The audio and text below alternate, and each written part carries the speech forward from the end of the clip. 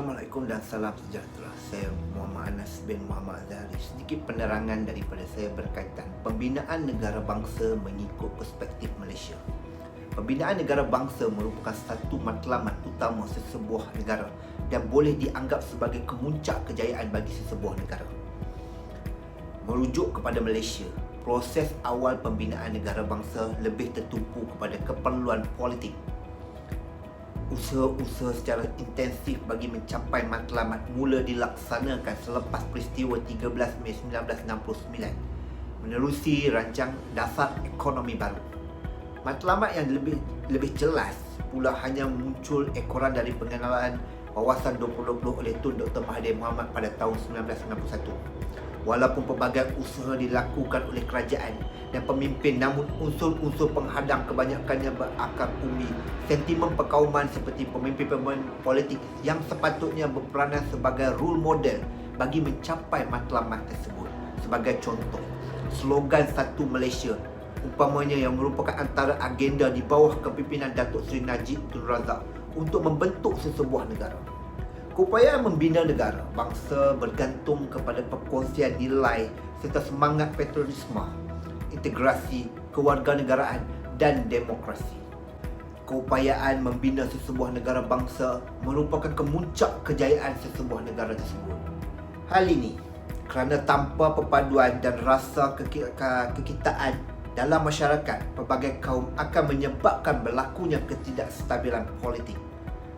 Pembinaan negara bangsa bagi sesebuah negara berbilang kaum seperti Malaysia pada era globalisasi yang membenarkan pengaliran secara bebas dan pantas bukan saja maklumat, modal serta manusia, tetapi juga sistem nilai, budaya dan kepercayaan daripada pelbagai negara.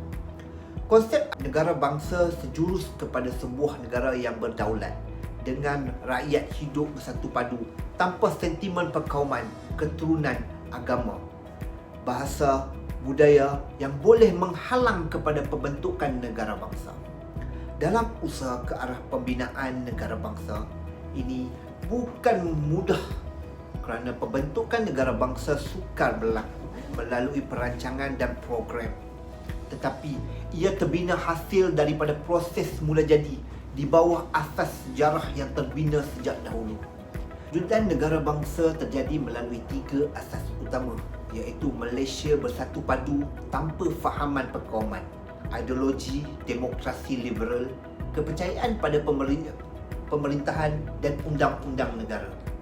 Ada 3 faktor asas kewujudan negara bangsa ini. Nasionalisme, perasaan cinta kepada tanah luhur, dilahirkan menerusi tindakan seperti penentangan terhadap penjajah, ataupun kita tengok sebelum ni melalui sentimen kebangsaan seperti menyanyian lagu patriotik, lagu kebangsaan ataupun menaikkan bendera di peringkat-peringkat sekolah dan sebagainya. Patriotisme, kasih serta kesedaran seseorang terhadap kewarganegaraannya dan cintakan tanah air. Dalam arti kata lain, ia bermaksud kesetiaan teragung oleh rakyat yang bersedia berkorban nyawa untuk tanah air tercinta. Integrasi, proses mewujudkan identiti nasional di kalangan kumpulan yang terpisah daripada segi kebudayaan, sosial, lokasi dalam sesebuah unit politik. Ia bermatlamat menghilangkan perasaan perkauman atau kenegerian atau penjua fahaman kebangsaan yang sempit. Ada 2 faktor penggalakan diwujudkan negara bangsa ini. Salah satunya iaitu nationality, bermaksud kewarganegaraan, mewujudkan satu bentuk identiti kepada semua rakyat Malaysia. Sebagai contohnya, kita mempunyai kad pengenalan, pasport.